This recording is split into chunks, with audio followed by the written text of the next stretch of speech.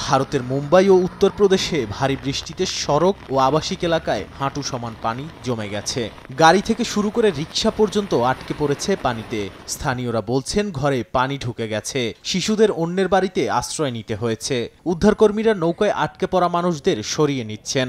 মহারাষ্ট্রের মুখ্যমন্ত্রী দেবেন্দ্র ফড়নবিস জানান, রাজ্যের অর্ধেক জেলায় আগামী ৩ দিন লাল ও কমলা সতর্কতা জারি থাকবে। বিশেষজ্ঞরা বলছেন, মুম্বাইয়ের পুরনো ড্রেনেজ ব্যবস্থা অতিবৃষ্টিতে ভেঙে পড়ছে। পাকিস্তানের উত্তর পশ্চিমাঞ্চলীয় খাইবার পাখতুনখোয়ার বনের জেলায় পাহাড়ি ঢলে নারী ও শিশুসহ শত শত মানুষ প্রাণ হারিয়েছেন। এর মধ্যে শুধু বনেরেই ২ শতাধিক প্রাণহানি ঘটেছে। ঘরবাড়ি ভেঙে গেছে, পাথর দিয়ে রাস্তা ভরে গেছে, অসহায় মানুষ দাঁড়িয়ে আছে ধ্বংসস্তূপে। সরকারি কর্মকর্তারা বলছেন, বিরল পাহাড়ি ঢলের কারণে ঘন্টায় ১৫০ মিলিমিটার বৃষ্টি হয়েছে, যা পুরো গ্রাম গিলে ফেলেছে।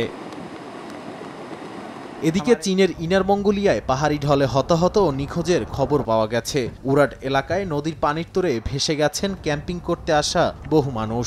শতাধিক উদ্ধারকর্মী রাতভর অভিযান চালিয়ে কয়েকজনকে উদ্ধার করেছেন। স্থানীয় আবহাওয়া বিভাগ বলছে, আগামী দিনগুলোতে বজ্রঝড় সহ আরও বৃষ্টি নামতে পারে।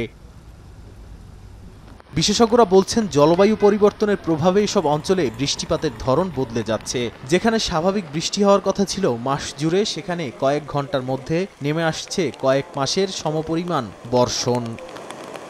নাদিম মারজান, সময় সংবাদ।